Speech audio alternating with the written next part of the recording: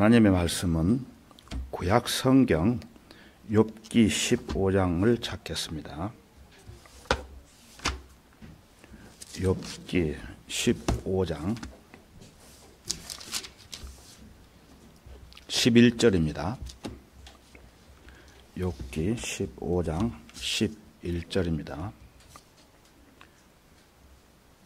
846페이지가 되겠습니다. 구약 성경.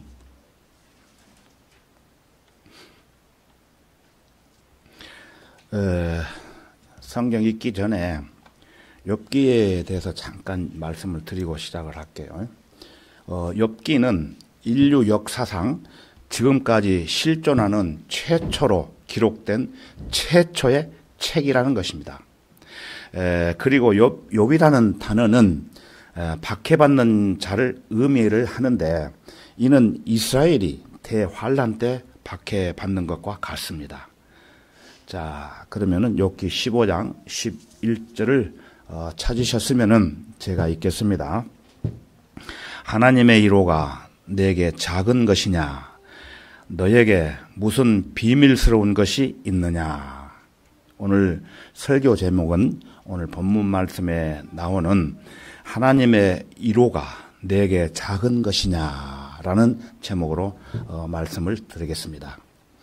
욥기는 사탄과 하나님, 또 하나님과 욥, 그리고 욥과 그의 친구들 간의 대화입니다.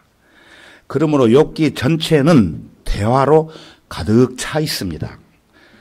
그 내용을 간단하게 소개해드리면은 사탄이 하나님께 말을 하고 하나님께서 사탄에게 말씀하시고 욥이 하나님께 말을 하고 하나님께서 욥에게 말씀하십니다.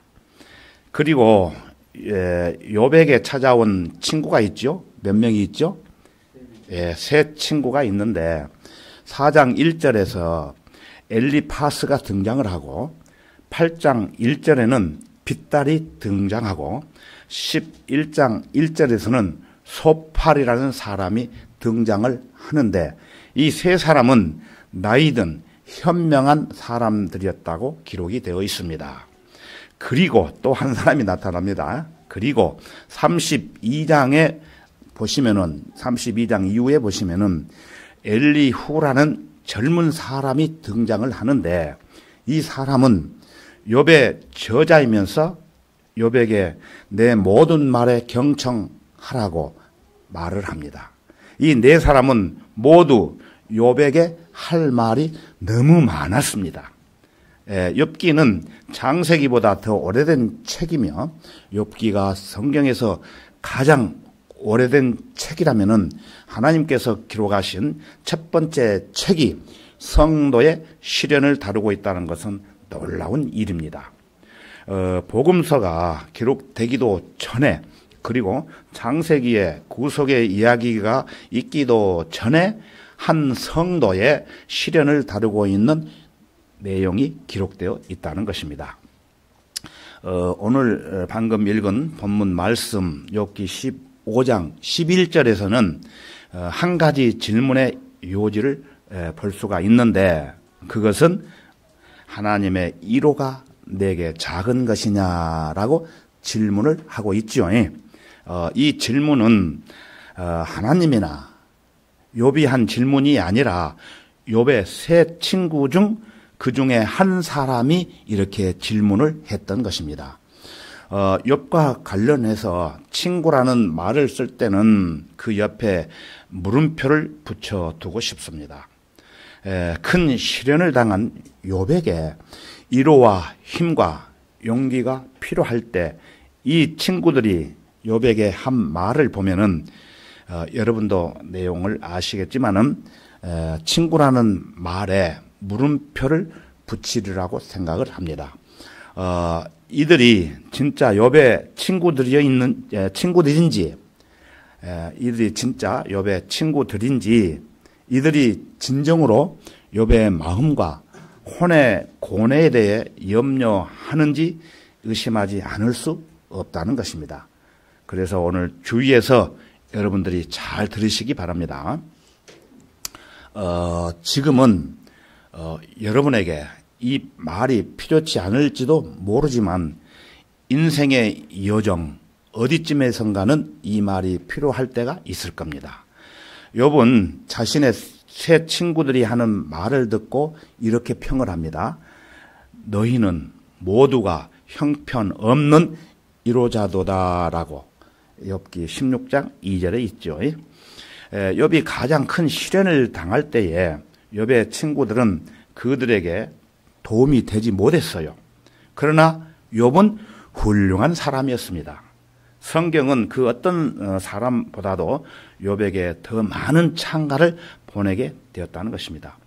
하나님께서는 모세나 다니엘이나 에르미야나 바울이나 베드로나 요한에 대해서는 결코 말씀하시지 않으신 것을 욥에 대해서는 말씀을 하고 계십니다. 하나님께서 욥에게 보내신 찬사와 같은 그런 찬사를 받은 사람은 아무도 없습니다. 하나님께서는 욥은 하나님을 두려워하는 사람이라고 말씀하셨어요. 하나님을 두려워하는 것이 지혜의 시작입니다. 하나님을 두려워하는 사람이 현명한 사람임을 이 말씀을 보여줍니다. 사람이라는 것을 보여준다는 것입니다. 욥은 하나님을 두려워했으며 그리고 악을 증오하고 그는 정직하게 행했던 사람이었기 때문에 그는 그의 모든 길에서 온전한 사람이다라고 하나님께서 말씀하셨다는 것입니다. 이 말은 욥이 사람이 아니라는 말이 아닙니다. 이 말은 욥은 성숙했으며 하나님을 두려워했고 정직하게 행했으며 주를 사랑하고 악을 증오했으며 그의 모든 길에서 성숙했음을 의미하고 있다는 것입니다. 욥은 하나님의 뜻에 중심을 두었던 사람이었어요. 그는 한날 한시 한 무덤에 자신의 자녀가 몇 명이 있었지요? 10명. 10명의 자녀를 묻었습니다. 욥은 자신의 아들들과 딸들과 자신의 전 가족이 하나님의 주권에 의해 모두 사라져 버렸다는 것입니다. 그래서 그것을 보았다는 거예요, 욥이.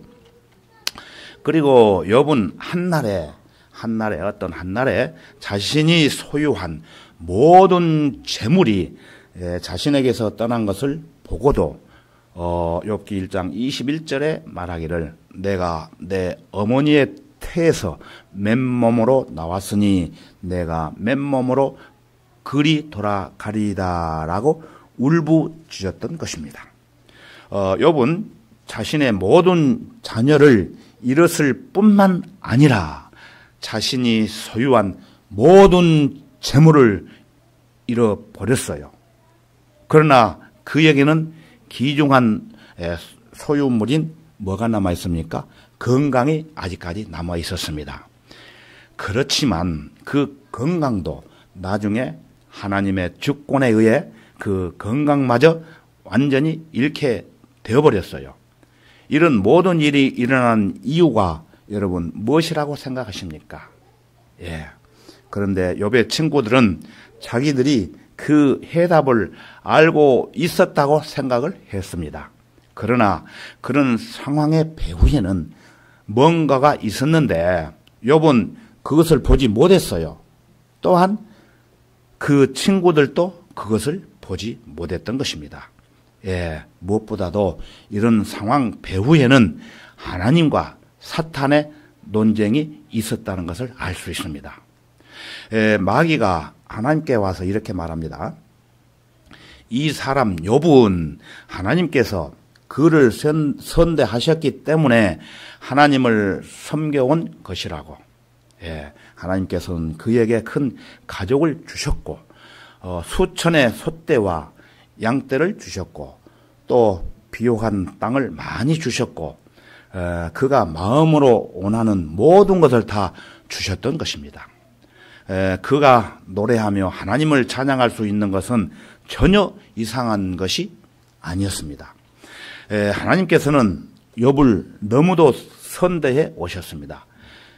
그에게 울타리를 둘러치셨습니다. 그 어떤 문제나 슬픔도 그에게 몰아닥친 적이 없었습니다. 사탄은 하나님께 도전하며 말했습니다.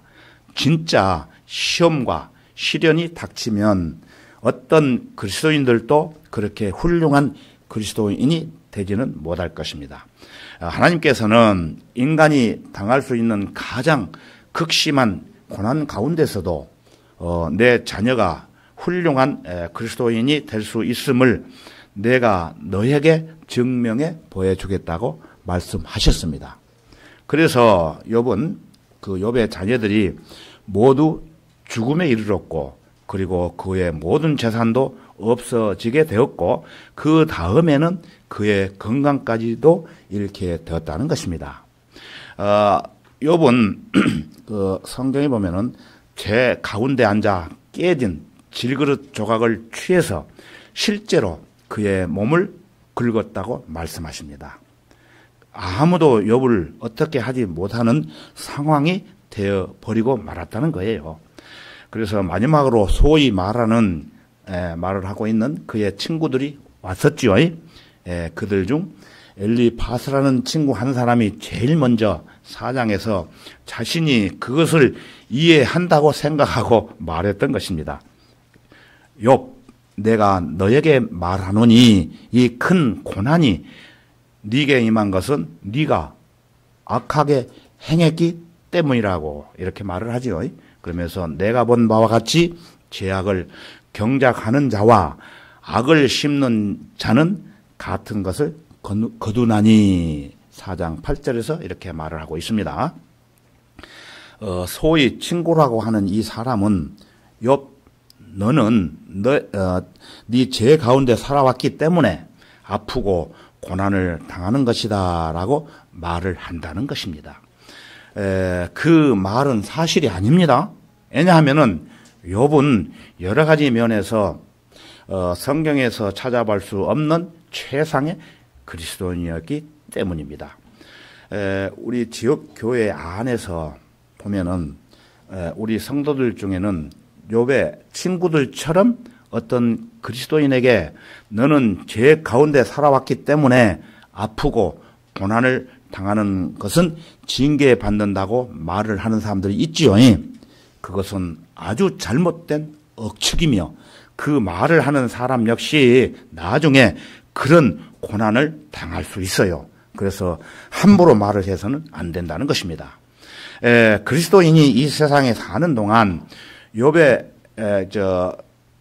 사는 동안 육신을 가지고 있기 때문에 육신의 연약함으로 인해 때로는 어떤 질병이 찾아올 수도 있고 그 질병으로 인해 그 병으로 죽을 수도 있다는 것입니다.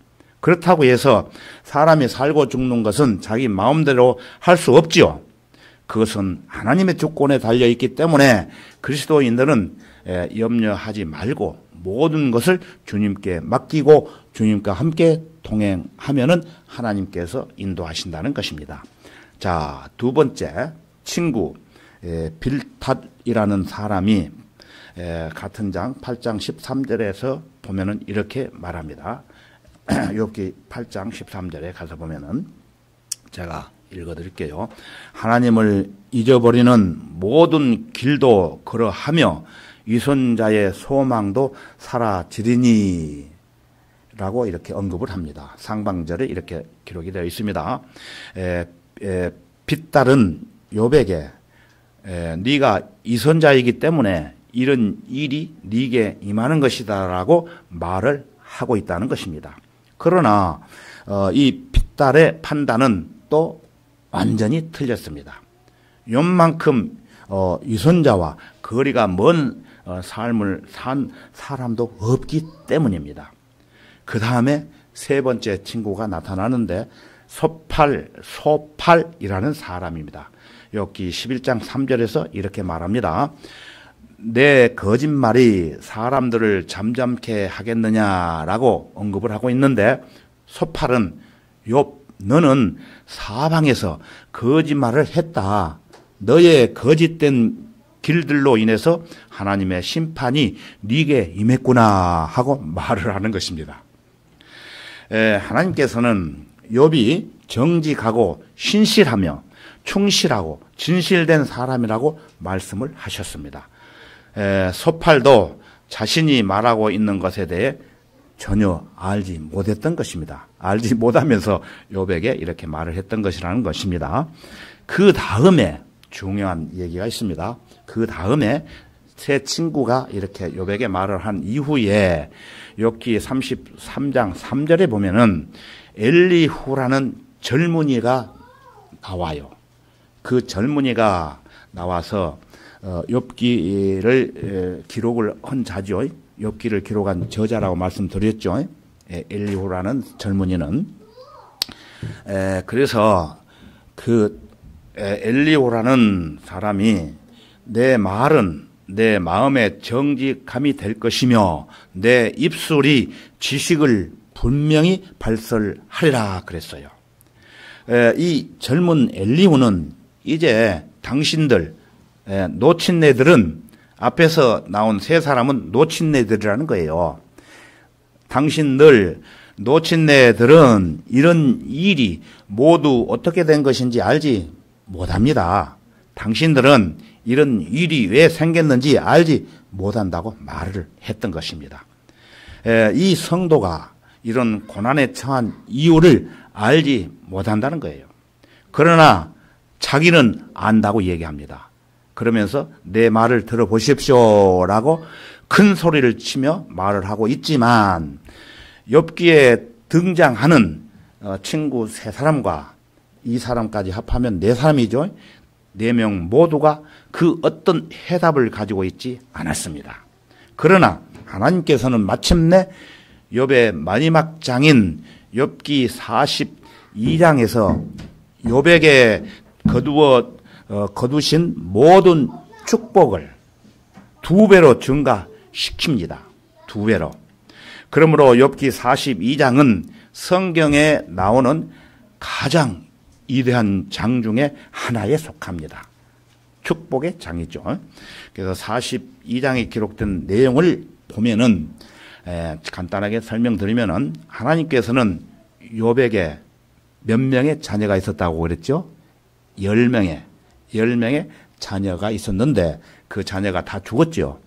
그러나 축복을 다시 해주시는데 10명의 자녀를 더 주셨고 지상의 모든 소유물에 2배로 증가시켜 주셨으며 전에 줬던 그 소유물을 2배로 또한 욥의 건강을 다시 회복시켜 주셨습니다.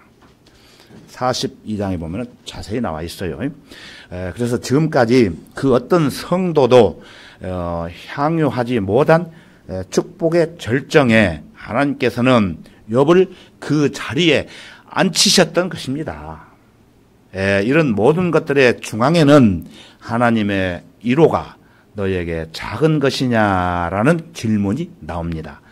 고난 중에 있는 사람에게 그 질문은 아주 훌륭한 질문이기도 합니다. 하나님의 위로가 내게 작은 것이냐? 이제 여러분과 함께 인생의 서로 다른 5가지 영역에서 이 질문의 내용을 한번 살펴보고자 합니다. 첫째, 하나님께서 그리스도인에게 주시는 위로가 너는 작은 것입니까? 위로가 너무 작은 것입니까? 이 질문에 대해서 말씀을 드릴게요. 수많은 그리스도인들이 자신들이 그리스도인이 됨으로써 뭔가를 손해보고 있다고 생각을 하는 사람들이 있습니다. 자신이 갖고자 하는 뭔가 좋은 것을 그리스도인이 됨으로써 잃었다고 생각하는 거예요. 그리스도인은 결코 그 어떤 좋은 것도 놓치지 않습니다. 성경은 주님께서는 정직하게 행하는 자들에게서 선한 것을 결코 거두지 않으신다고 말씀하십니다. 성경은 내 오른손에 영원한 기쁨이 있으리라고 말씀을 하십니다. 자신의 생애에서 그리스도를 제외한 모든 것을 가진 사람에게 예수님께서 하신 말씀을 읽어 보셨습니까? 그들의 마음과 생각에는 평화가 없으며 죄의 죄에도 없다는 것입니다. 그래서 누가복음 6장 24절에 보면은 예수님께서는 그러나 부자들아 너희에게 화 있으리라 이는 너희가 너희의 위로를 이미 받았기 때문이라고 말씀하시고 계십니다. 예수님께서는 내가 갖는 위로는 모두 이 세상에 있을 것이다 라고 말씀을 하시는 것입니다. 그래서 예수님께서는 너희에게 화 있으리라고 말씀을 하셨어요. 그러나 그리스도인에게는 그렇지 않습니다.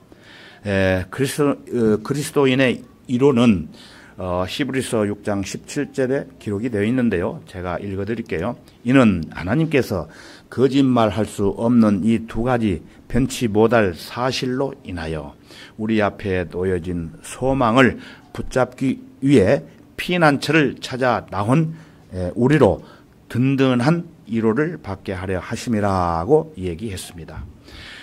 그리스도인들을 위로해 주시는 분은 성령님이십니다. 성령님. 예수님께서는 내가 너희에게 또 다른 위로자를 주시리라고 말씀을 하셨습니다. 바울은 우리에게 든든한 위로가 있다고 말을 하고 있습니다.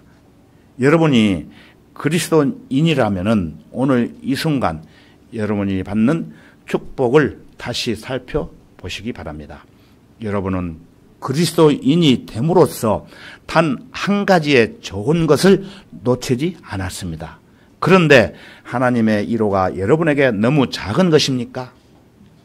한 손에는 하늘나라가 있고 다른 손에는 지옥이 있습니다.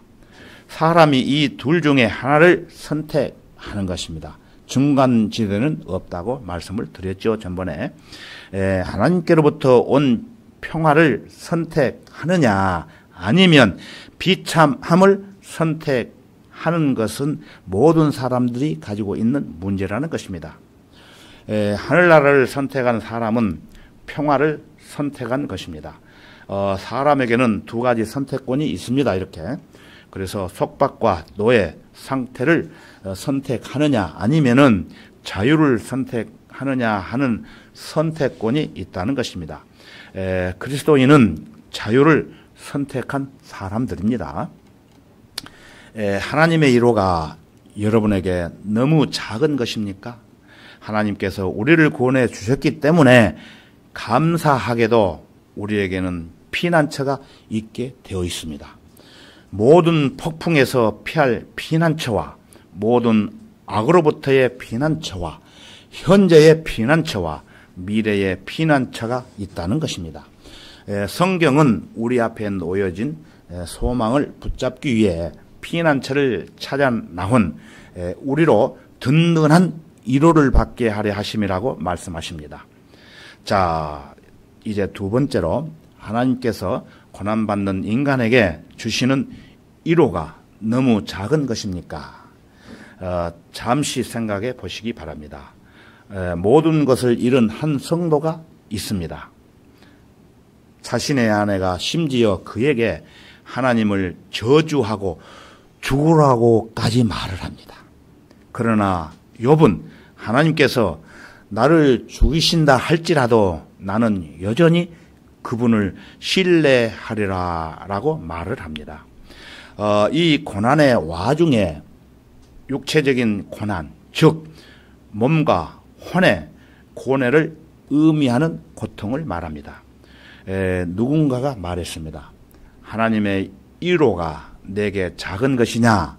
즉 다른 말로 말을 하자면은 시련의 때에 하나님이 충분치 않느냐라고 하는 말이기도 합니다. 오늘 이 시간에 저는 여러분에게 이 질문을 하고자 합니다. 몸과 마음의 고난과 시련이 찾아올 때 하나님의 위로가 여러분에게 너무 작은 것입니까? 라고. 성경은 이에 대해 놀라운 말씀을 들려주십니다. 고린도후서 1장 5절에서는 이렇게 기록하고 있습니다. 이는 그리스도의 고난이 우리에게 넘친 것 같이 우리의 이로도 그리스도로 말미암아 넘치기 때문이라 그랬어요. 이 성경 구절이 분명하게 가르치는 바는 그리스도의 고난이 풍성하면 할수록 위로도 풍성하다는 뜻입니다. 성도 여러분, 고난의 어려운 때에 하나님을 신뢰하지 않는 그리스도인은 정말로 어리석은 사람입니다. 이는 하나님의 말씀은 고난의 때에 고난이 넘칠수록 위로도 많다고 말씀하고 계시기 때문입니다. 고린도후서 1장 7절에 보면은 너희가 고난에 참여하는 자가 된 것 같이 너희도 또한 위로에도 그러한 줄 우리가 알미라고 말하고 있습니다. 하나님을 위해서 여러분 깨어나십시오. 예수님을 소유하지 않으면은 아무것도 소유하지 않는 것입니다. 여러분에게 다른 희망이 없습니다. 인생에서 그 누구도 여러분과 함께 동행해 줄 수 없을 때가 여러분에게 임할 것입니다. 우리가 소유한 모든 것은 하나님의 소유입니다. 여러분도 마찬가지입니다. 여러분은 하나님을 소유했거나 아니면은 아무것도 소유하지 않았거나 둘 중에 하나입니다. 여러분이 하나님을 소유하지 않는다면은 그 어떤 것도 결코 소유하지 못할 것입니다. 예수님께서도 말씀하시기를 나를 떠나서는 너희가 아무것도 할 수 없기 때문이라고 요한복음 15장 5절에서 말씀하고 계십니다. 자, 세 번째 하나님의 위로가 내게 작은 것입니까? 하나님을 섬기는 자들에게 주시는 위로가 너무 작은 것입니까? 하나님을 위해 열심히 일하는 사람들로 인해 감사를 드리십시오.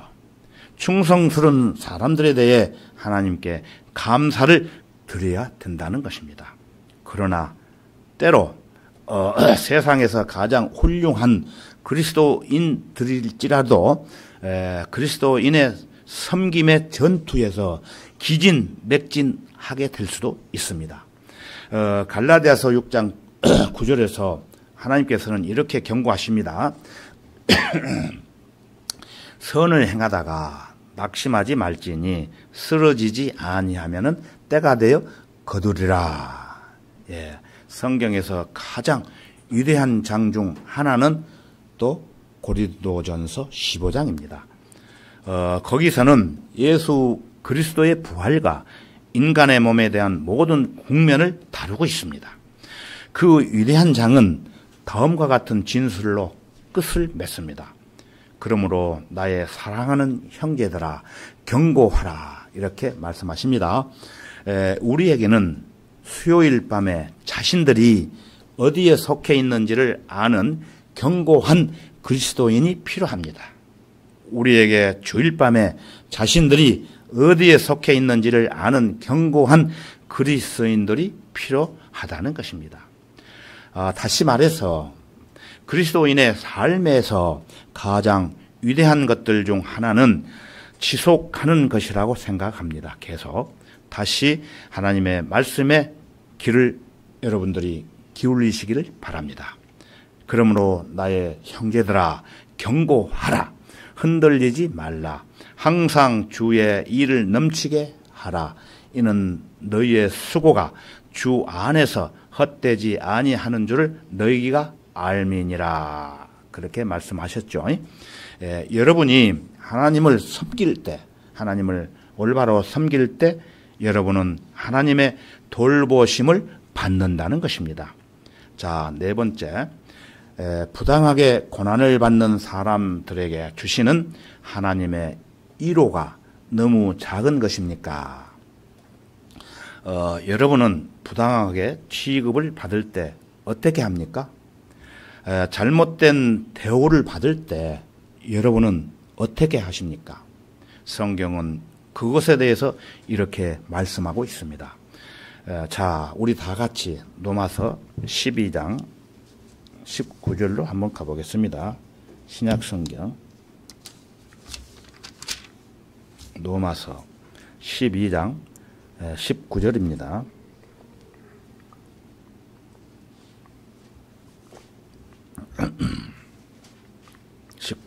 제가 읽어드리겠습니다.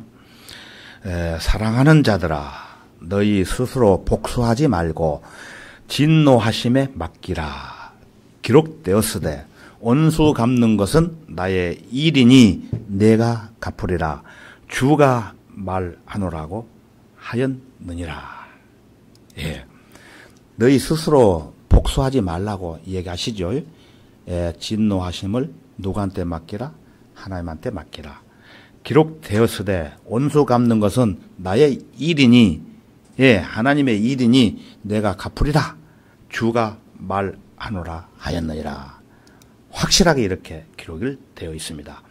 여러분, 여기 12장 19절을 보시면은 기록하였으되라는 말이 나오지요. 기록하였으되 하는 말에 여러분은 주의하시기 바랍니다. 이는 신명기 32장에 기록된 말씀이기도 합니다. 어느 날 하나님께서 모세에게 말씀하셨습니다. 모세야, 이 이집트인들이 너의 백성을 수천 명씩 살해할 것이다. 그들은 계속 너희를 속박하고 채찍으로 때릴 것이다. 너희를 굶기고 너희 아기들을 죽일 것이다. 그러나 모세야, 복수는 네가 하지 말고 내게 속한 것이니 내가 갚을 것이다. 내게 맡겨라. 이런 얘기가 되는 것입니다. 여러분이 아니라 하나님이 갚으신다는 것입니다. 하나님께서는 내가 갚으시라고 분명하게 말씀하셨습니다. 하나님께서는 원수 갚는 것은 나의 일인이라고 말씀을 하셨습니다. 세상에서 가장 부드러운 양심을 가지라고 주장하는 것이 아닙니다. 그러나 제가 하고 싶지 않는 한 가지 일이 있는데 그것은 고의로 다른 그리스도인을 상처 입히는 일입니다. 고의로.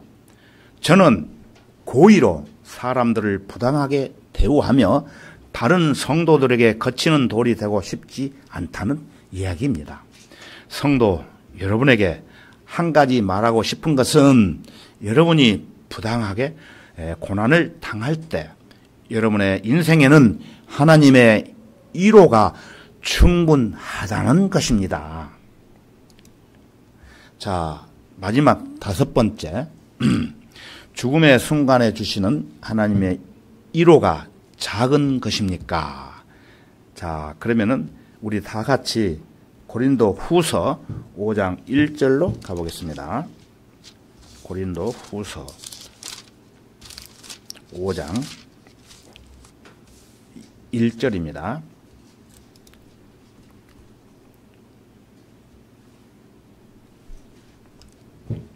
여러분들이 잘 아시는 구절이지만은 실제 이 시간에 한번 찾아보는 것입니다. 고린도후서 5장 1절.